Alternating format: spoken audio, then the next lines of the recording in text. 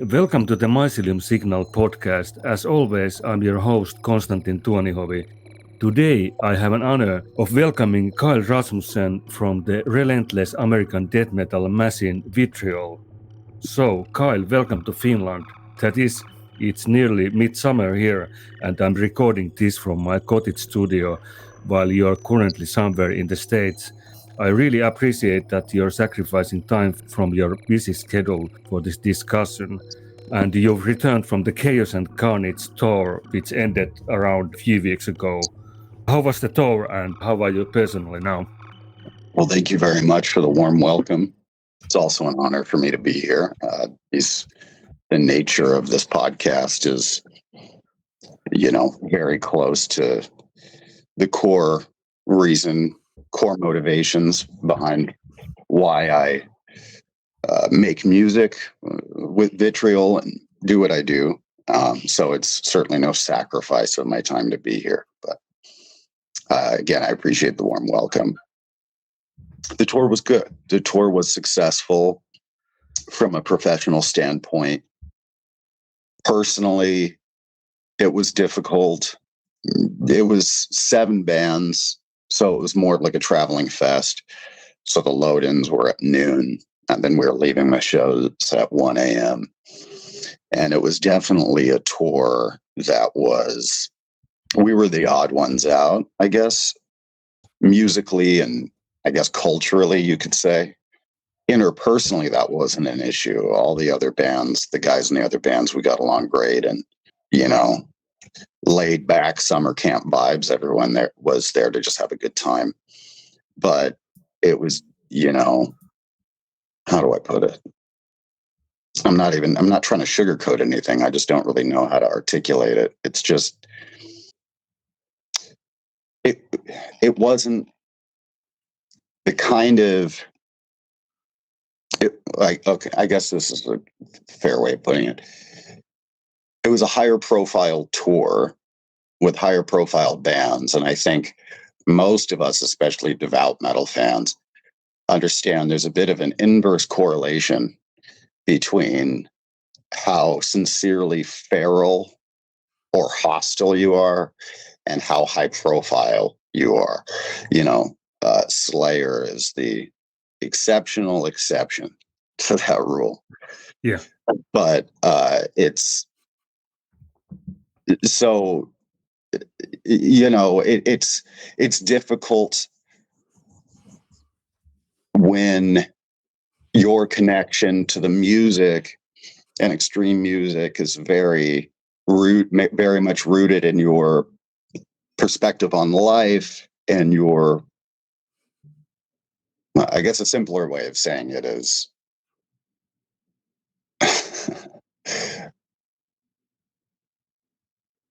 that it's, we're there for different reasons.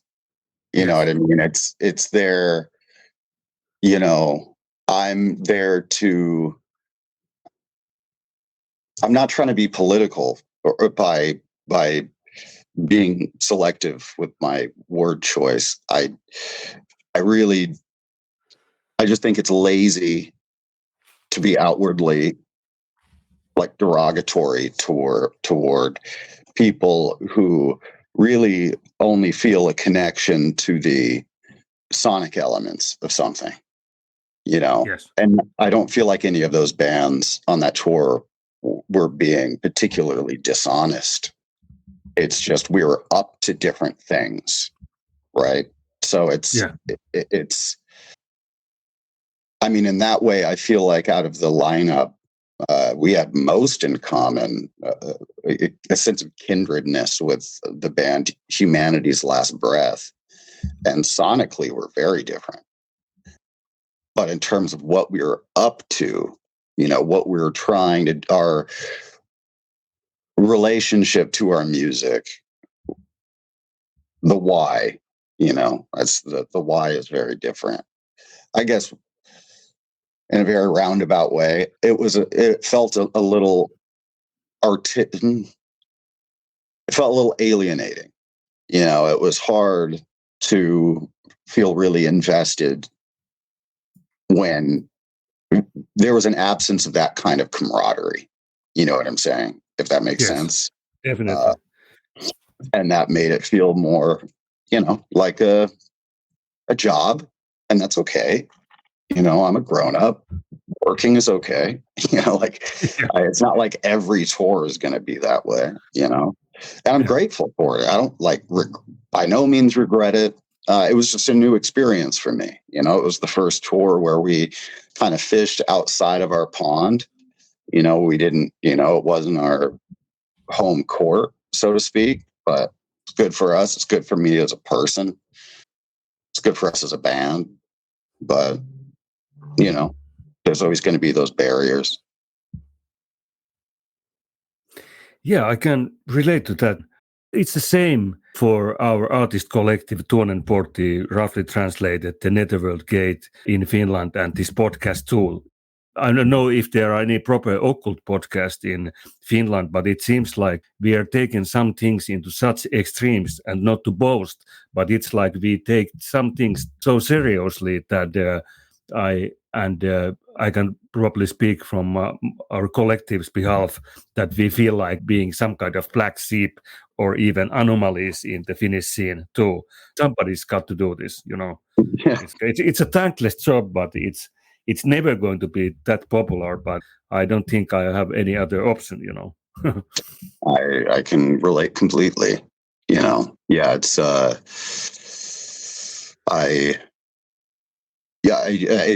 think a common critique from the other side of the fence, people who are not involved in metal, and they see the lifestyle metalers, and they'll jeer and be derogatory about that, and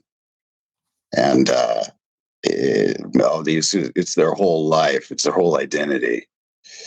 And I joke about proudly being like the poster child of that guy. And for me it just speaks to it's I wouldn't say a dirty little secret, a precious little secret that I think won't be much of a secret for long, is that metal is much more of it's like the collective reckoning of the subconscious is what metal is. And for that reason, I think it is, without genuinely, I feel like without being at risk of any kind of hyperbole, that for right now, especially the state that we're in as a global culture, I think is the most important spiritual movement we have emerging at the moment. I mean, I think that's being felt. It's not being, I think, understood yet, at least en masse. But I think that it is I think, to bring it back to Slayer, I think the profound impact that band had, and the extent to which the world embraced that band, and how important that band was to so many people, really spoke to the importance of, the Black Mirror. Oh, yes. Is that I think Slayer really started. This is why I think that they're the most important heavy metal band, is that they're the band that really sharpened the mind of metal to be about confronting the basement of the human experience, without mitigating it or pulling punches by cloaking it in too much metaphor, or it really wanted to tie you down, staple your eyelids to your forehead, and just make you stare into the void, you know? And I think that's the most important and valuable role metal has. And I think Slayer was the first band to really say, this is the point. At least this is our point, you know? And I think that's my theory is why Slayer is so important to black metal, you know, because well, of course they didn't have the sonic element. They might be, you know, still one of the most pure spiritually in terms of black metal bands. Yes, I can relate to that too. I think at this point it would be good to give the audience some background information how I met you, and it was through Seance Iblis Manifestation podcast originally, and since then I've really dived into your latest album Suffer and Become. All the things you said about Slayer, I think they can be attached to Vitriol as well. And I must admit that the new album, Suffer and Become, was a tough nut to crack. And it was reminiscent of my first encounter with Aklus' masterpiece, Melino, a few years ago. And also your album's Wall of Sound was initially brutally intense and quite overwhelming sonic onslaught. And yet, after numerous listens, it gradually unveiled layers of new riffs and subtle nuances like a sinister puzzle. And I know this is a mark of a record which will last with me for a long time. And right before this interview, I just blasted some vitriol in this sauna cottage as well. So I'm in the right mindset. But let's delve a bit about your personal background. How did you first get involved in extreme metal, and more importantly, why? I ask because it seems like this art form attracts, or rather obsesses, certain kinds of personalities, maybe of the antinomian, of iconoclast kind. And how was your upbringing in this context? Yeah, I was fortunate enough to have a stepfather that came into my life. He came in and out intermittently, but he came in when I was very young. Oh God, I think I was about 3, I think. And my earliest memory with music, and I don't know if it's because it's been in the forefront of my mind for so many years that it's just kind of overridden others, but genuinely, my earliest recollection with music was being shown Kill 'Em All by my father, Metallica's first album, when I was 6. And I remember this vividly. I remember the carpet I was sitting on. I remember the color of the shitty silver boombox. And what was special about being exposed to music by my stepfather wasn't merely the access that he had in the bands he was aware of, but I didn't realize how rare this was at the time, but he was an extremely active listener, and we would sit in front of the boombox and he would explain to me, kind of narrate the song and explain to me what made each part interesting and special to him. And that experience, it checked so many boxes for me. I've always been a very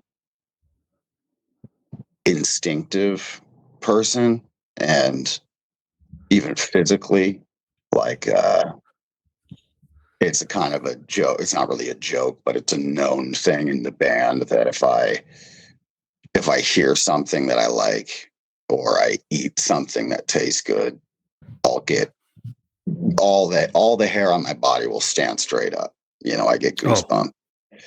And I felt that, when I listen to metal, it just kind of ignited something in me that no other music to this day. I mean, I'm a very eclectic fan of music. I always like to say I'm a metalhead first and I'm a musician second, because they come apart for me. And I like a lot of music, but yeah, and there will be times where, I'll take maybe a few months off from listening to extreme music, and then I'll hear the first blast beat I've heard in like 2 months and be like, oh man, it's just like, to this day, it's like falling in love all over again, and I'm reminded why that's my main thing. So that kind of like physical confirmation never went away. So it can't be, for me, that's always been such a part of my North Star in life in general, that siren song. It's like that kind of almost physical knowing that I can't deny, where that pulls me. And metal, I've just never felt more. I don't know. I imagine it's like a similar kind of religious conviction that really devout, dogmatic people feel, or it's just this kind of certainty,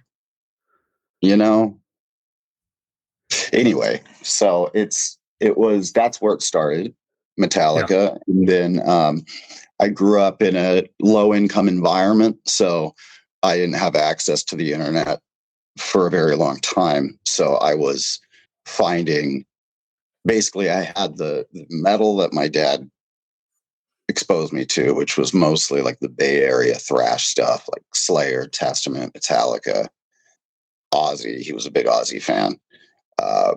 And then we both listened to like the radio, like new metal stuff. I'm 35. So when I was young, it was, Mudvayne, Disturbed, fucking Slipknot, of course, all that stuff.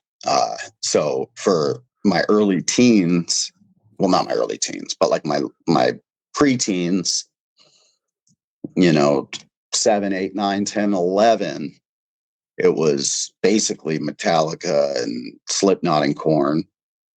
And then it wasn't until I got the internet when I was 13, I found a website called darklyrics.com. I'm sure most of us are familiar with it. Yes, I'm too. And I remember sitting in my room, my computer, for the first day, and I honestly had no idea what to do with the internet. I was like, what do people fucking do on the internet? I don't know. Yeah. And I was like, I don't remember why I decided to do this, but I'm like, I guess I'm just going to look up some Metallica lyrics. So I Googled some Metallica lyrics, and the first website that pulled up was darklyrics.com. So I pop on there, and I'm just like floored by just these pages and pages and pages of band names. Like, it was beyond my imagination at the time that so many bands could exist. Like, I was conditioned by a radio, like an MTV radio landscape, being a product of that medium.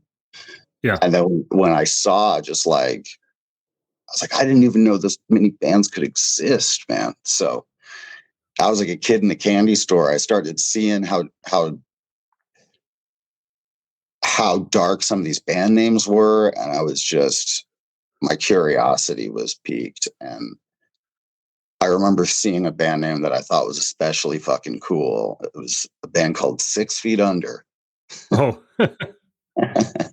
And I downloaded 6 Feet Under because I just thought that was a killer band name. And I heard Chris Barnes' vocals for the first time. I can't remember what track it was. It was probably like, I'm Torture Killer was Maximum Violence was probably out at that point. I think that album came out in like 99 or 2001, so it would have been. And I just, man, I heard Chris Barnes' vocals for the first time, which is ironic considering how he sounds now. But I was just absolutely captivated. I mean, I couldn't believe what I was hearing. I didn't know. There was just like, it was like a eureka moment. It was like all of my interests in aggressive music had culminated into this thing. And I was like, that was it. Like I remember being in my room and just deciding right then and there, like, this is what I'm about. This is my shit. I'm going to find out everything about this thing. This is what I'm doing. Like, and then it just went full tilt from there. I remember the next bands I got into were Suffocation and Immolation were really big for me.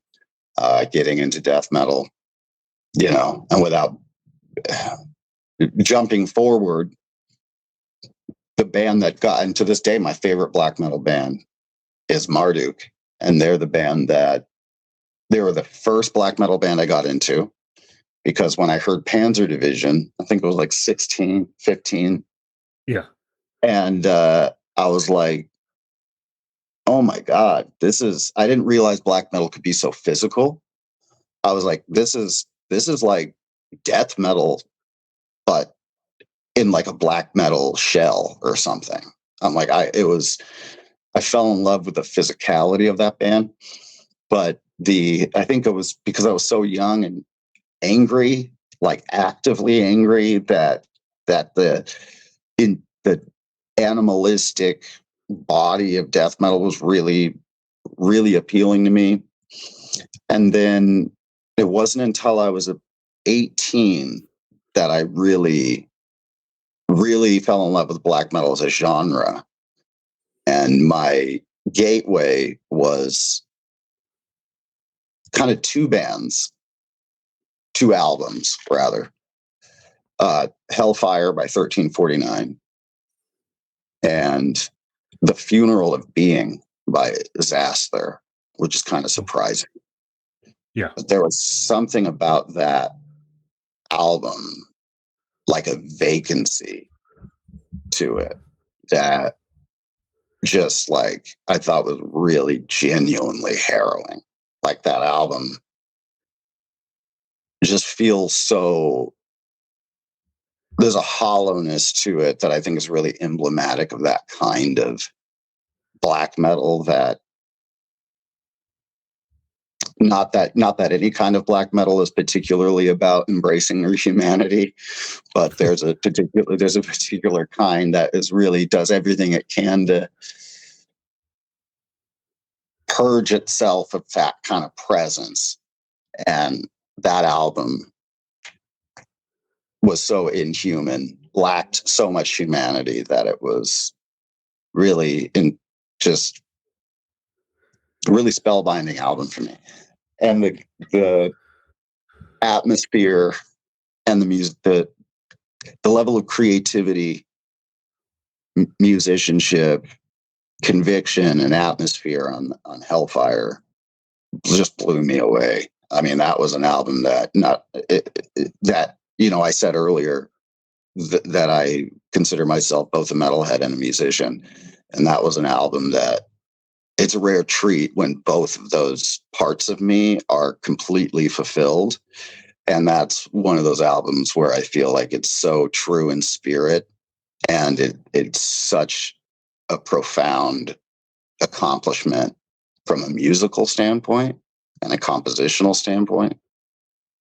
That album continues to influence my guitar work. That will never be, Eric Rutan gets a lot of credit for like my frenetic style. Yeah. And absolutely, I mean, he's absolutely a huge part of it. But Archaon of 1349 was also a really big, and who knows, maybe Rutan influenced him, but he has a similarly kind of deranged, chromatic, fucking approach to his playing that.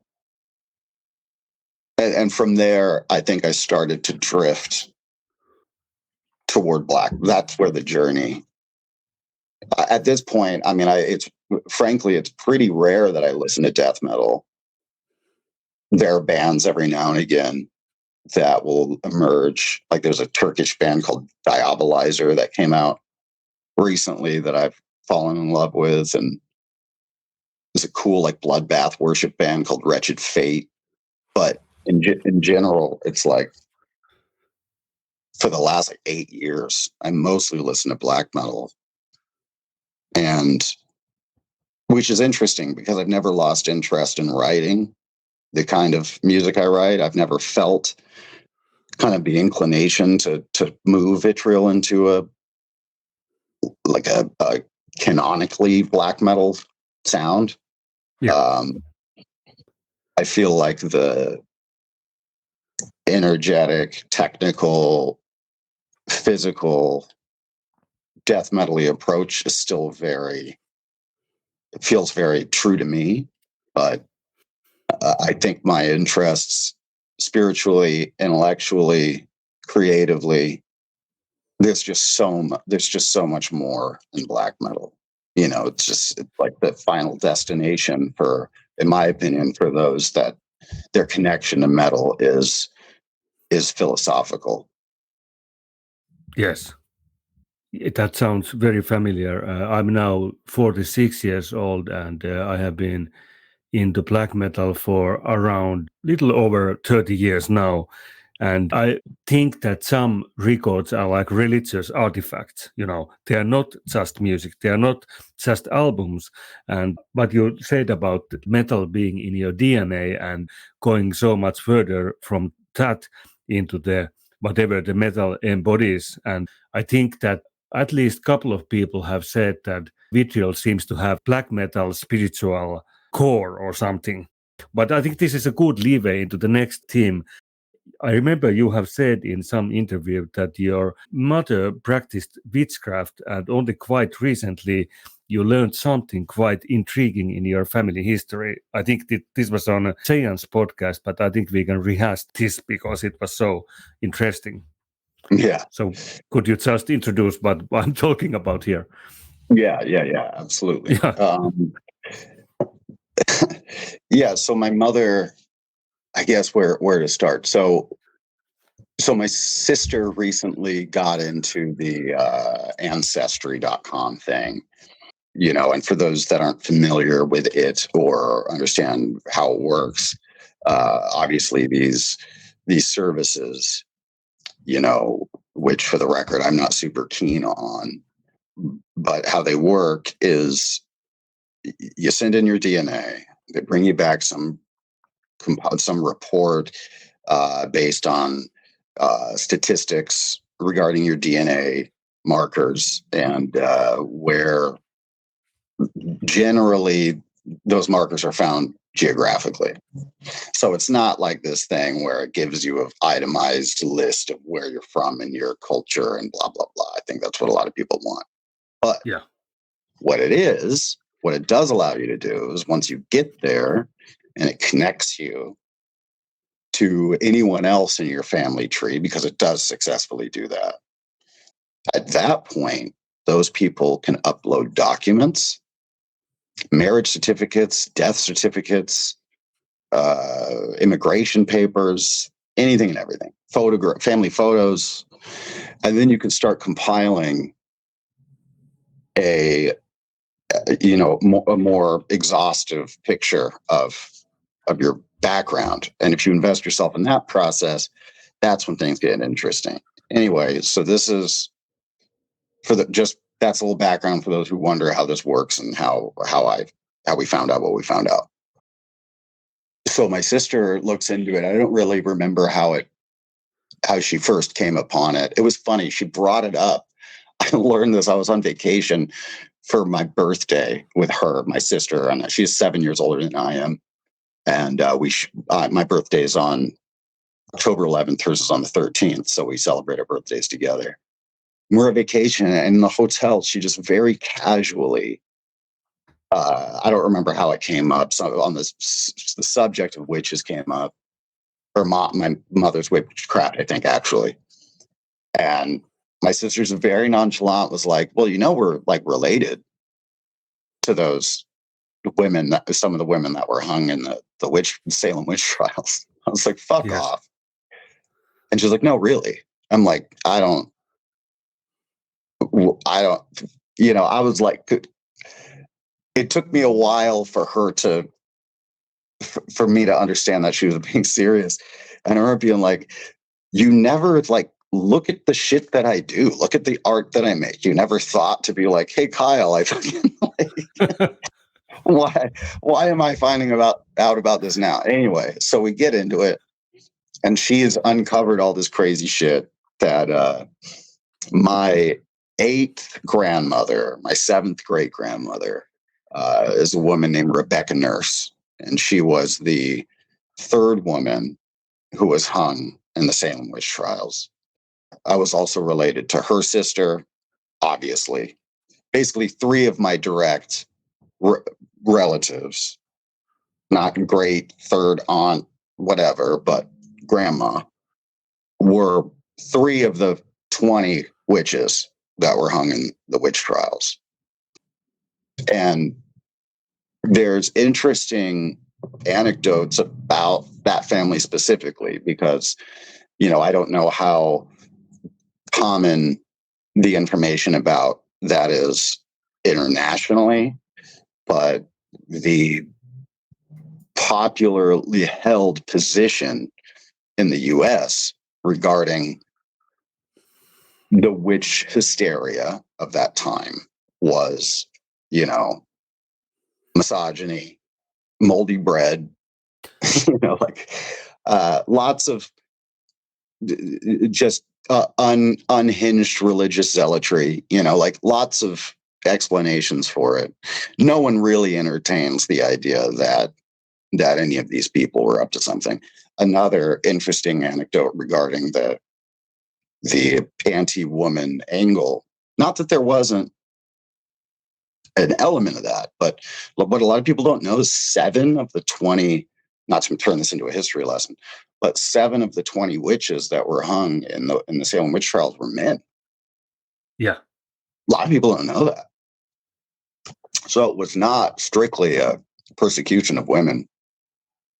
Anywho, so what we found was through this process of being able to post documentation, they found like police reports from neighboring children, these kids. They interviewed, because when they were put on trial, they interviewed one of the neighborhood girls, one of the young kids, and these young kids were able to see into the nurse's backyard where they would hang out. And the kids described scrying. They didn't know what it was. They didn't say it by name. They didn't say it by name, but the like fucking handwritten, these kids were explaining to the police or law enforcement, describing to a T scrying.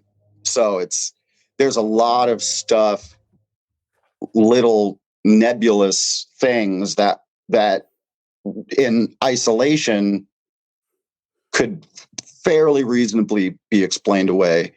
But, when looked at all together, it's very likely that the nurses were up to something in that way. And there's also documentation to suggest that I need to actually get this piece from my sister, but she said she found something that suggests that that side of my family immigrated from Europe to the States to flee allegations of occult activity.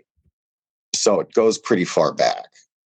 And then to make things even more interesting, that's on my mother's side. On my mother's father's side, my 5th grandmother is a woman named Bathsheba Sherman. And this is the woman that the first Conjuring movie was based on. She was the malevolent spirit in that movie. And while obviously the movie is a work of It's confusing because the couple that are effectively the protagonists of the film, these evangelical con artists, were full-blown, full of shit snake oil salesmen. But Bathsheba Sherman was a real individual. And the woman who had those fucking ghost hunters or whatever come out was genuinely concerned and believed that she was experiencing paranormal, like malevolent paranormal phenomena. So it's one of those things where it's like two things can be true at the same time. Yes. And again, these are police reports that are actually accessible. She was put on trial for the murder of a neighborhood boy. She was eventually acquitted because there wasn't enough evidence.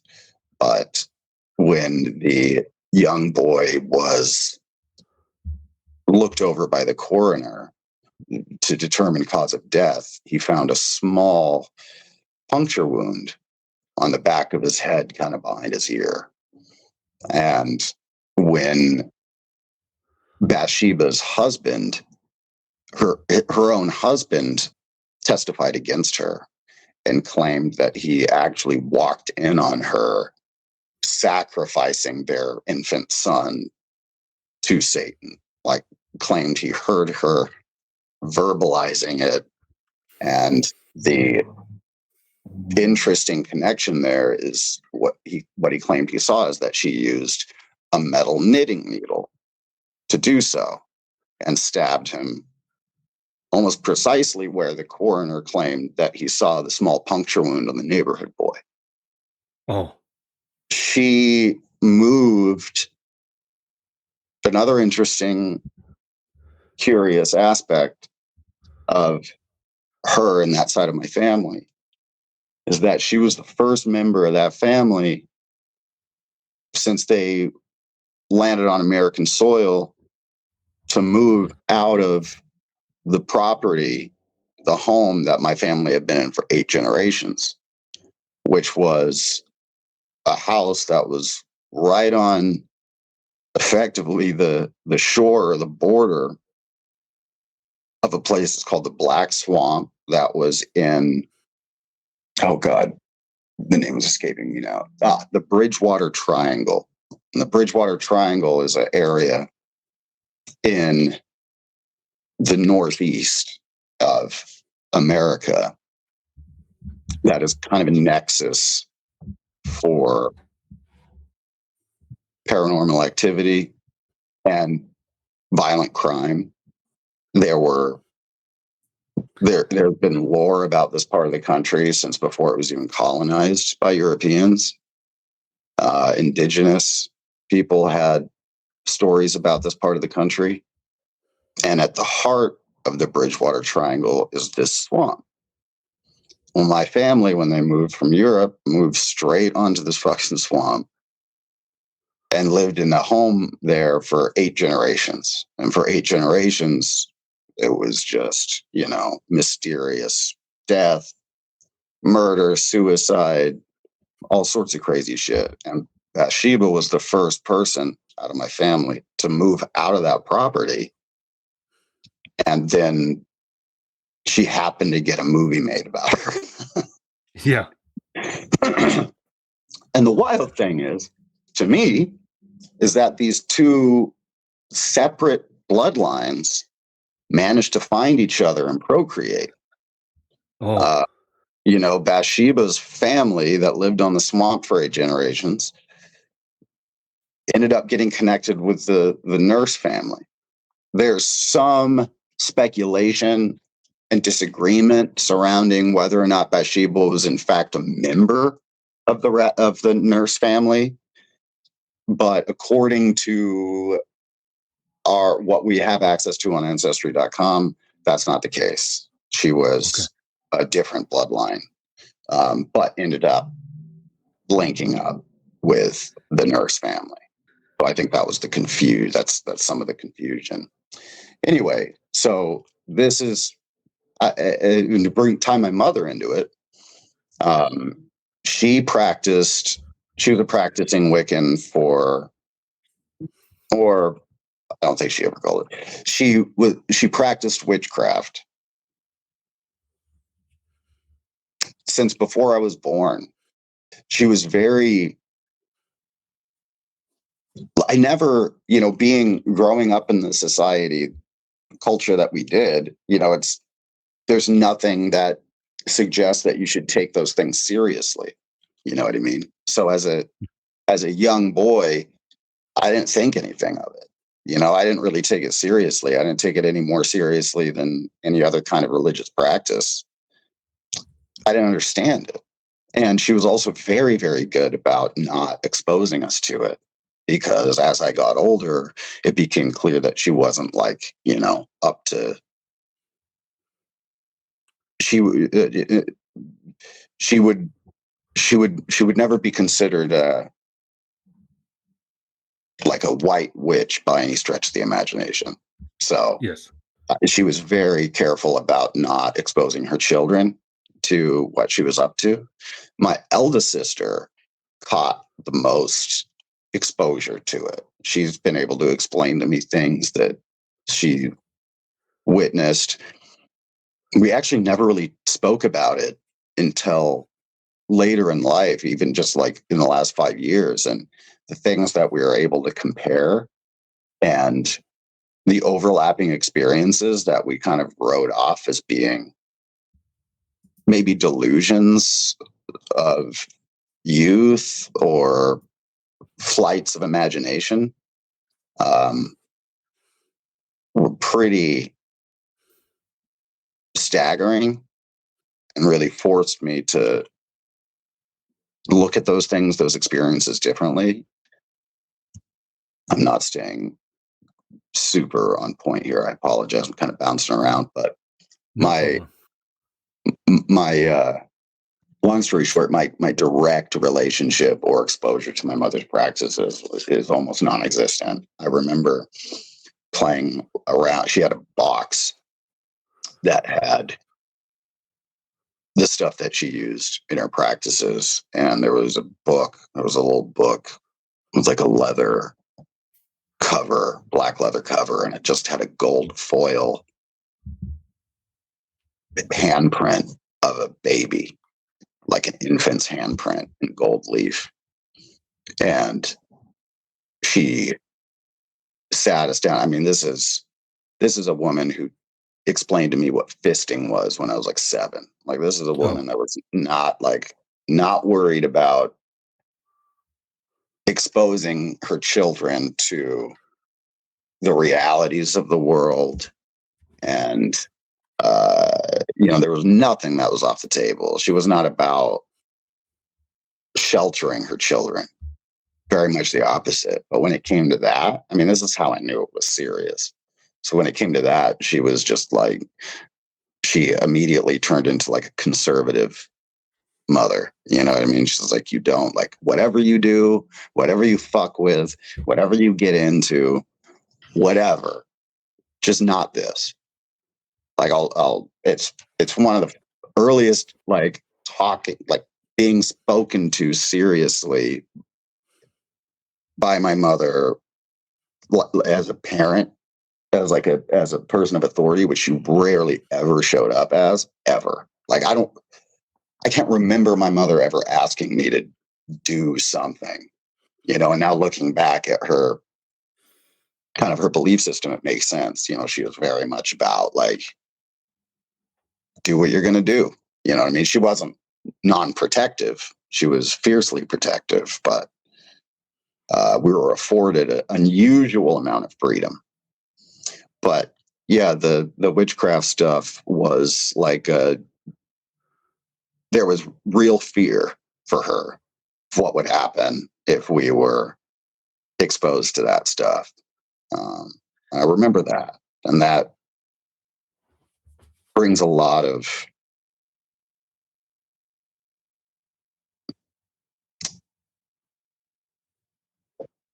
knowing what I know about my mother and her disposition toward things. It forces me to take her relationship with that material very, very, very seriously. And the fact that she, of course, had no way of knowing about our background is, I understand. I mean, as someone, I think skepticism or identifying as a skeptic is an important phase of intellectual growth. Yes. And I can relate very much to the position of a relentless skeptic. And I understand how easy it would be to write these things off as coincidence. But as you get, and I don't want to be condescending to anyone listening who feels that way, but just as I can only speak to my own personal experience. And as you live life and as you look for things, and if you're present and you're watching the proof, the constellation of experience and information, these nuanced pieces of information that you receive, can't endure even the most rigorous skepticism. And that is something that can only happen internally, you know? Yes. It's not something that you can, and this is like the wisdom of black metal, is it's not preaching in the sense of like trying to, because any true wisdom knows that you can't compel someone to understand something. Because if you shouldn't want someone to believe something, that shouldn't be the goal, because the belief is the consequence of understanding. If you understand it, the revelation of that understanding will lead to a kind of conviction and devotion to that truth that's unavoidable for someone of like even moderate integrity, you know?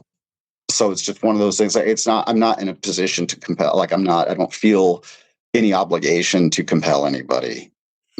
It's just, I don't know what I'm trying to say. Maybe I'm just trying to provide a disclaimer that this isn't, me sharing the story is not a bid to move anyone to believe in a kind of, it's just me trying to share my journey from being kind of maybe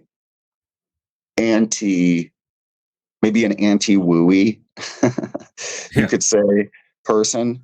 Like, I think, again, any like young intellectual should. I mean, there should be just kind of like a radical, like, purging of the woo, and then maybe to make room for the healthy, like lucid, sober woo. But yeah, that's my, and it's crazy that ancestry.com was a part. We actually found an uncle, like a far, I think maybe sixth uncle or something. Can't remember his name, and we don't know the story behind it, but someone attached a photo of his headstone to his name, and there's a fucking pentagram on his headstone. Oh. And nobody wrote anything about it. Like, whoever posted it didn't leave any sort of caption or explanation or context, but I've never seen that. Yeah. And I've never seen that on a headstone. That's commitment, especially that far back. Yeah. Like, that's wild. So, anyway, yeah. That's and then I guess, to put a bow on it, then my personal journey with that stuff, I've always just taken for granted that I don't know, my interest in this,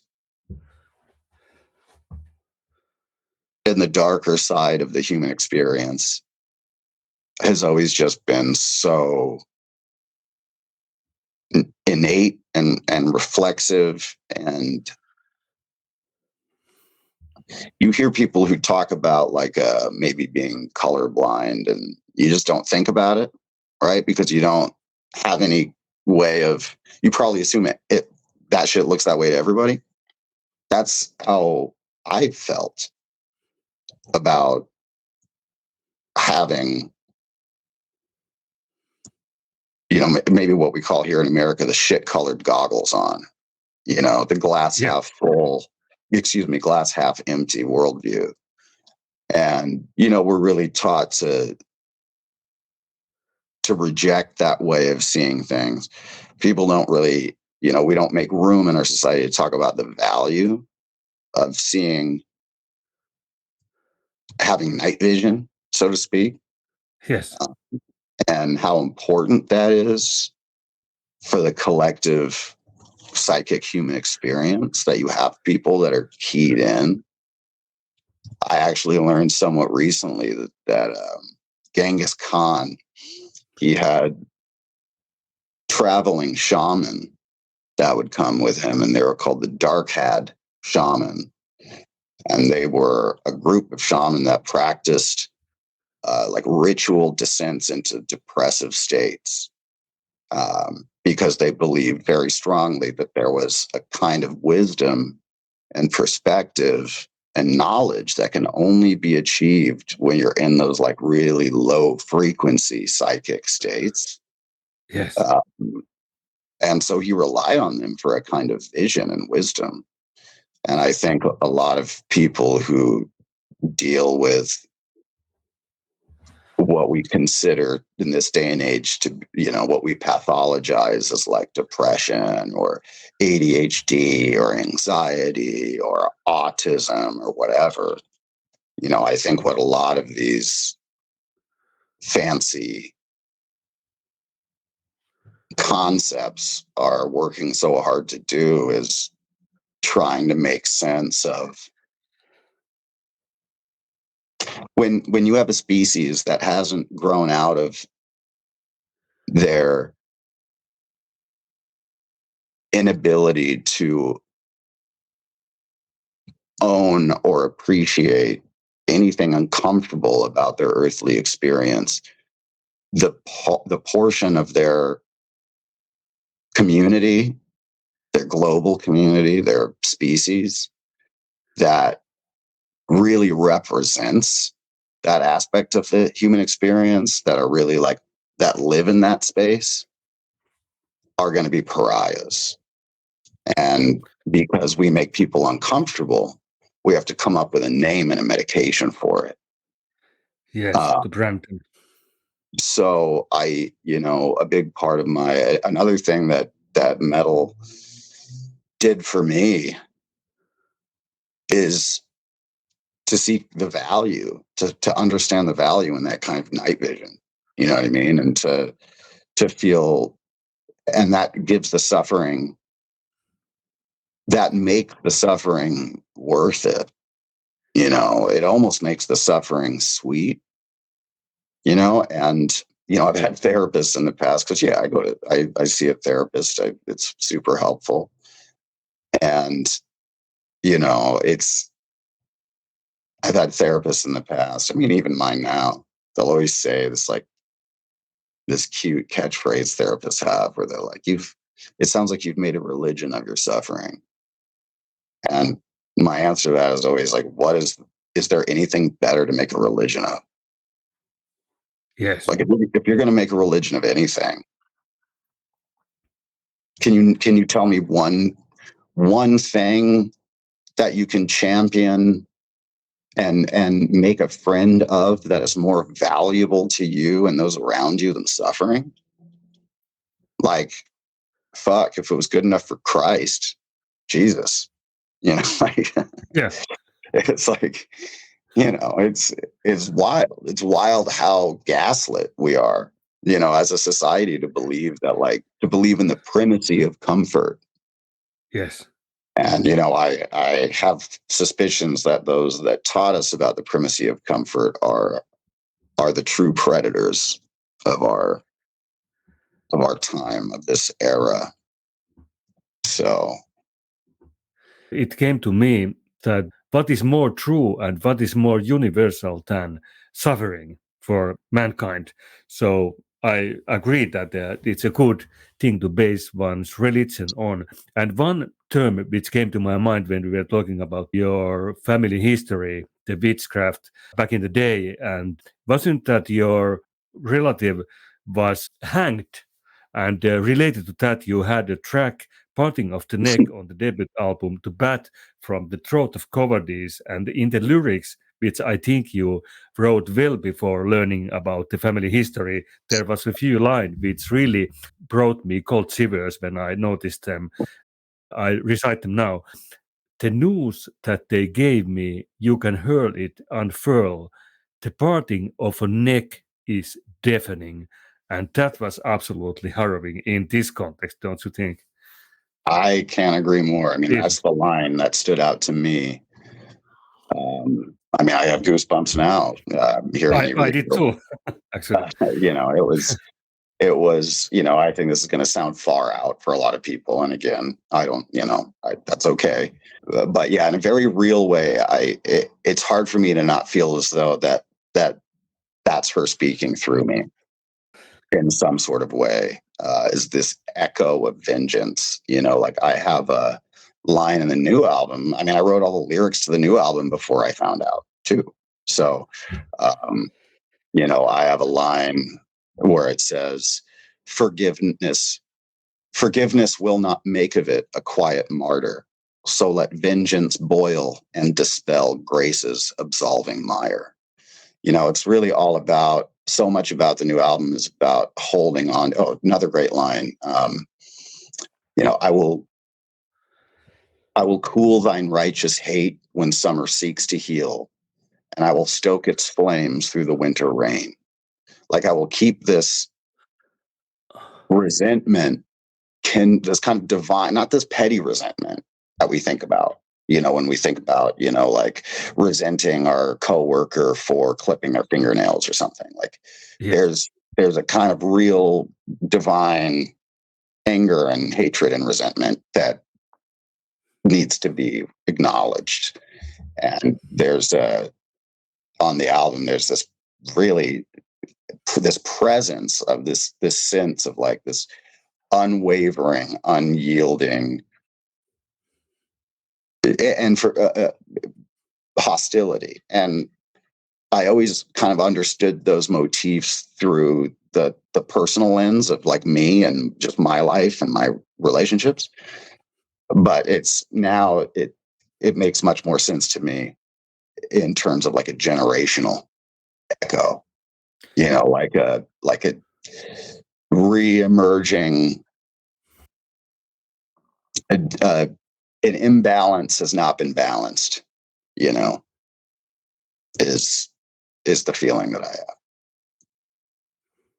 I definitely understand. And but you just hinted before Jungian shadow work, which is sorely lacking in modern hedonistic society. And those who are not familiar with the concept, shadow work is all about engaging with the darker, unconscious parts of ourselves that we usually deny or ignore, and what Jung called the shadow self.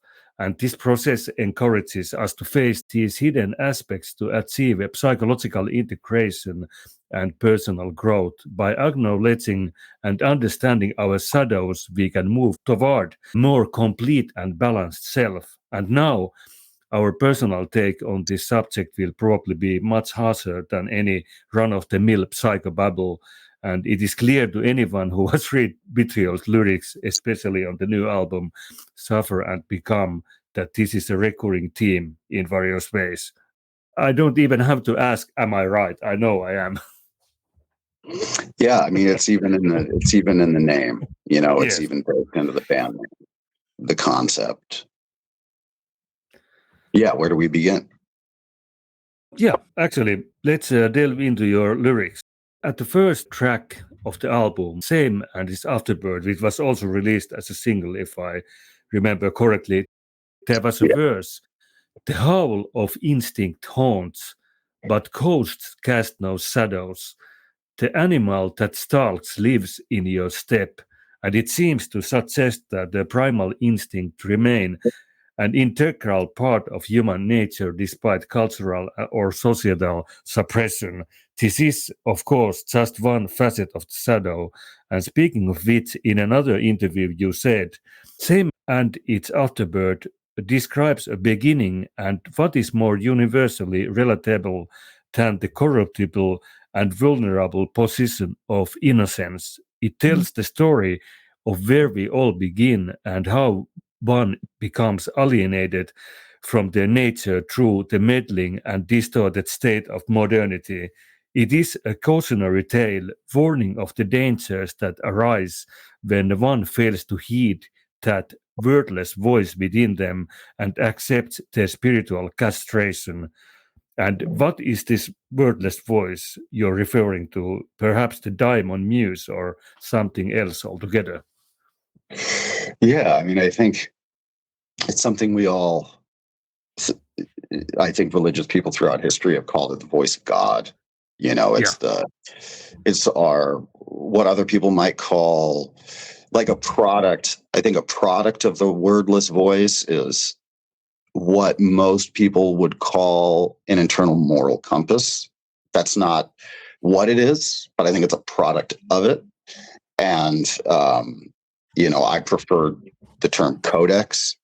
It refers to something less prescriptive to me than morality. I'm not really a big fan of that word, but we all know when, well, I don't want to say we all, because I can't know that.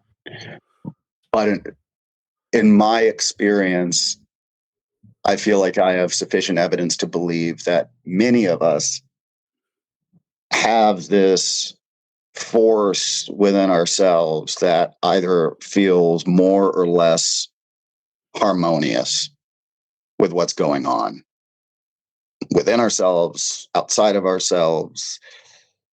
You know, when you're doing something that's not right for you, in a way,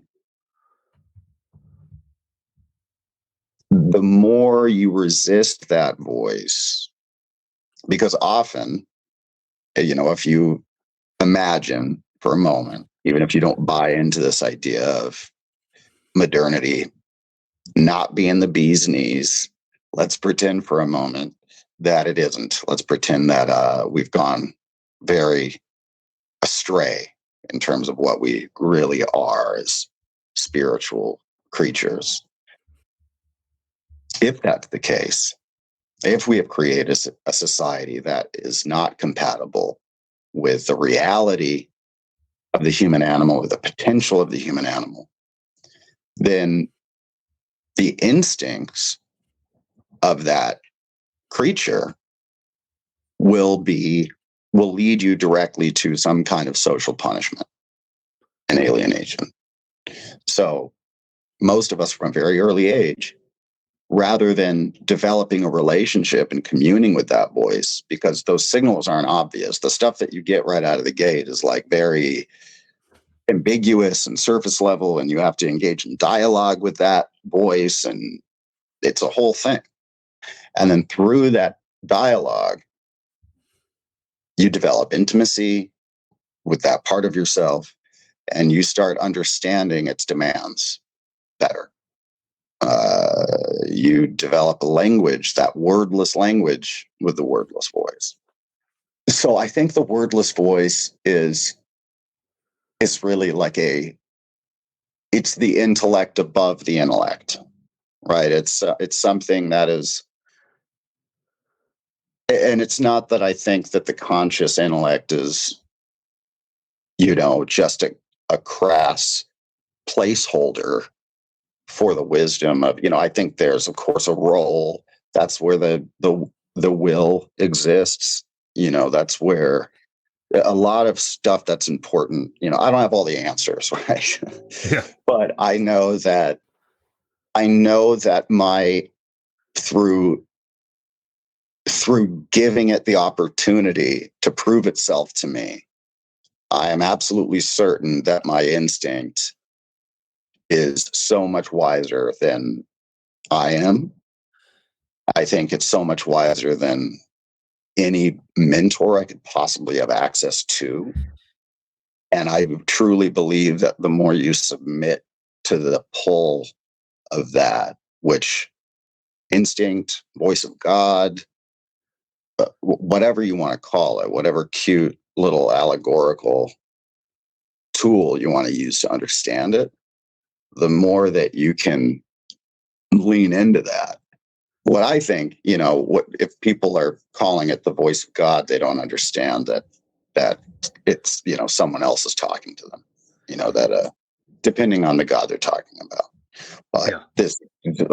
this day and age, most people are referring to some iteration of the Christian God, and in which case that's a God that wants to disconnect you from that part of yourself, to sever those lines of communication so you can then be an instrument. And that is, for me, I think of it as the voice of something else entirely. And that's why I have the spiritual alignment that I have. So I think it's yourself talking to yourself, you know, in the same Jungian. As a young, staunch individualist, I really loved the idea of self-creation, of going out there and making yourself, you know.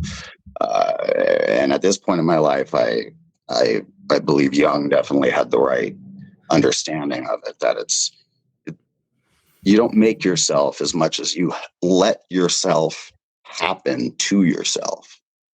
Like, you were always there. And it's through this experience that we abstract ourselves from ourselves and distance ourselves from ourselves. And like, the whole point of life is getting back on that road and rediscovering, like, coming back to yourself as an adult after you've been mangled and chewed up by the confusion of all of this, you know. Yes. It really reminds me of what Jung spoke about diamond, that it's like an inner calling. And if you don't align with your true inner calling, and this is actually something I just recently spoke about with Nas from Atlas too, it's like you will run into such problems you won't even imagine. In the sense, it's like doing some kind of harsh spiritual violence to yourself, sabotaging yourself if you don't get into good understanding with this. And I also believe that human persona and human psyche is definitely not a monolith, but some kind of like a legion, you know. And it's like in The Exorcist, the little girl said something along the lines that we are, or was it in the Bible, that we are many, for we are legion.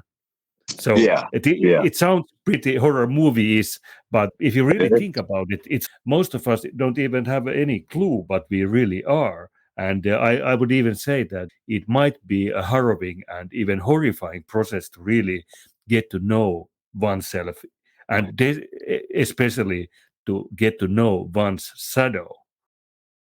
I think, you know, I have a theory about psychosis, especially drug-induced psychosis. You know, I think confronting the reality of yourself can be so harrowing Yes. that it can literally break your mind. So this is why shadow work is so important. And you don't even have to use that term. You know, you can, if you wanted, I mean, if you found this podcast, you're probably comfortable with this sort of language. Yes. But if you have, let's say you have friends or family that you want to have these conversations with, and they feel really alienated by language like that, call it self-inquiry. You know what I mean? Like, it's not quite as concise. It's not quite as precise, but it's, you know, it's a similar, self-inquiry is more of just like the practice, not the goal. whereas shadow work more captures all of that. But if you don't do it piecemeal throughout your life, you're going to have less and less access to reality. And this, not only the consequence of this does not only manifest in a lack of power in the world and agency, but it also manifests in a very potentially fatal fragility.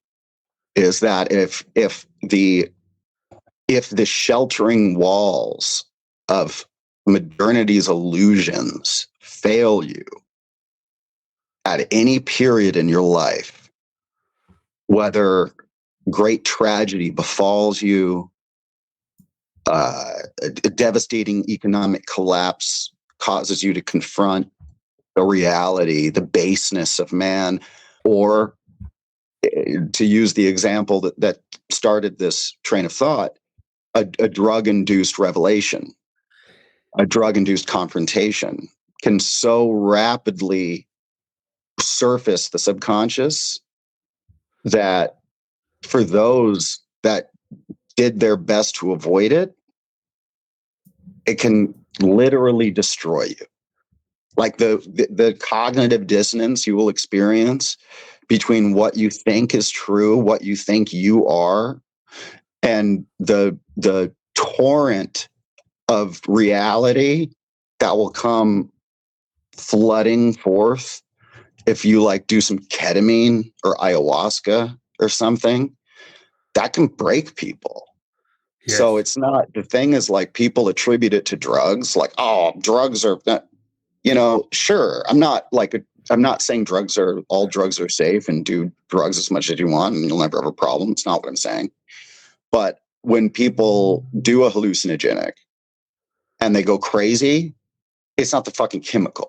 It's not like the chemical did something to their brain. I'm not a doctor, so grain of salt. But as someone who's known people who experiment with drugs on all levels throughout my entire life, that's my experience. There's no coincidence. If you do a character evaluation on the people who have gone crazy because they did drugs, and you see how they lived their life before they did that, you're going to start seeing a pattern.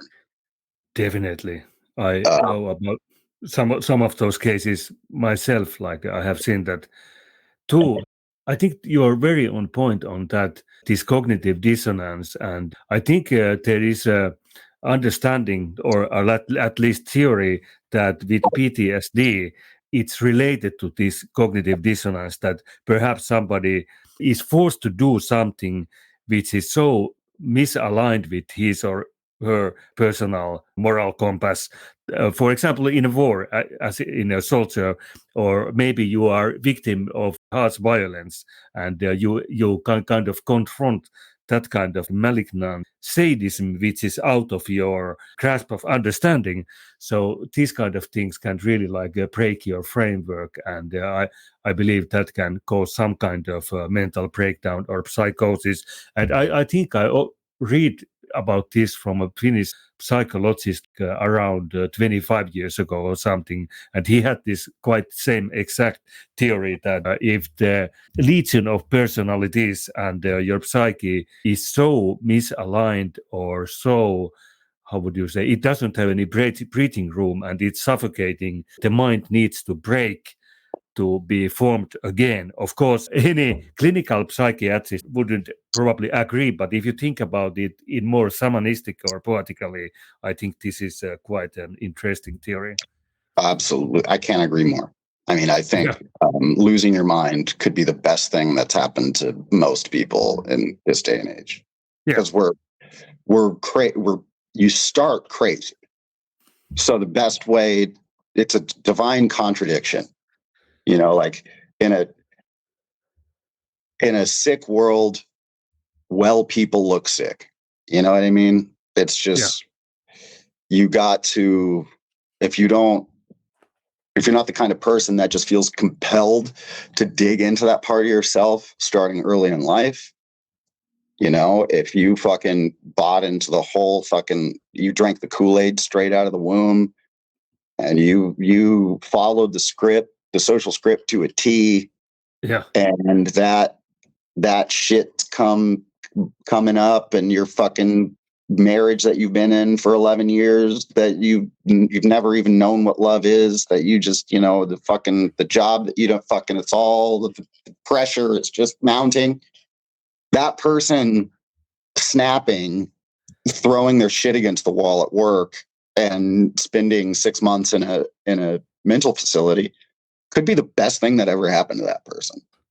It's not a bad thing. I just don't think I'm enough of a naturalist.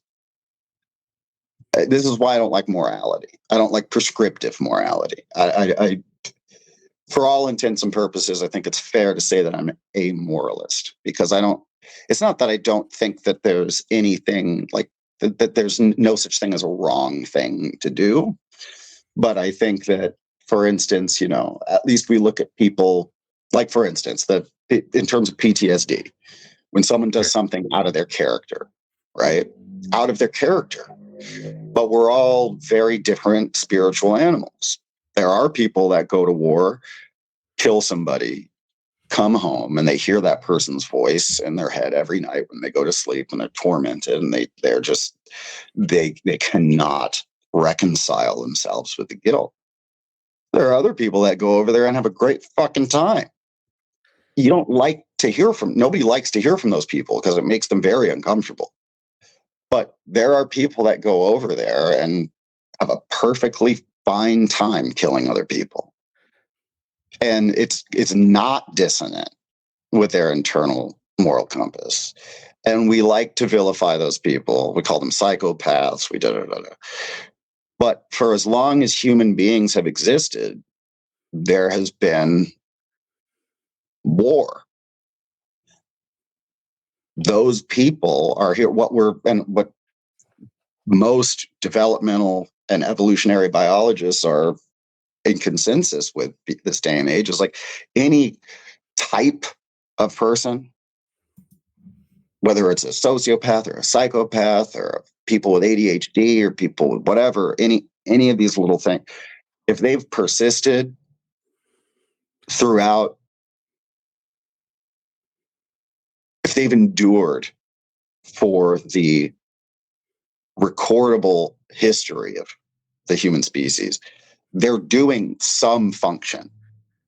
They're providing some function that's necessary for the health of the species.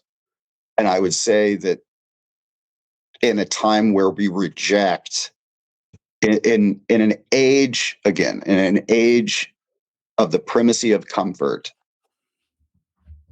we don't have room in our culture to value people who are comfortable with violence. If we were in a time where violence was necessary for our safety, like immediate local violence, those people would be championed. They have been historically. We just can't have more of them than not, right? Yeah. Like that's the reason why, like, nature's pretty fucking clever, man. It's got it figured out. It's smarter than us. If it's cranking a certain type of person out, there's a reason. Sorry, there's a reason for it. Deal with it. There are people that like killing people. There's a reason we have those kind of people. Or there are people that are comfortable doing it. Like, do I want a whinging empath doing my fucking brain surgery? Fuck no. Do I want someone who's like, can't deal with the thought of losing a life doing my, emergency heart surgery? No, I don't. I want someone who can lose me on the table, go home, go to bed, wake up, eat some fucking pancakes, and go back to work. That's what we need. Yes. Anyway, I'm good, But and I think not making room for these people, vilifying these people, they have jobs that they can do. Yeah, this is something I have read about many times before, and there was even this Swedish psychologist or psychiatrist or was he even a brain researcher? I think he was. He had this book called Brain Blues, and basically the book's point was that the human brain is not created for happiness. It is a mechanism for survival, and many things you just said, I think he proved. Our discussion with Kyle Rasmussen will continue in part 2 of this episode. Stay tuned and good night.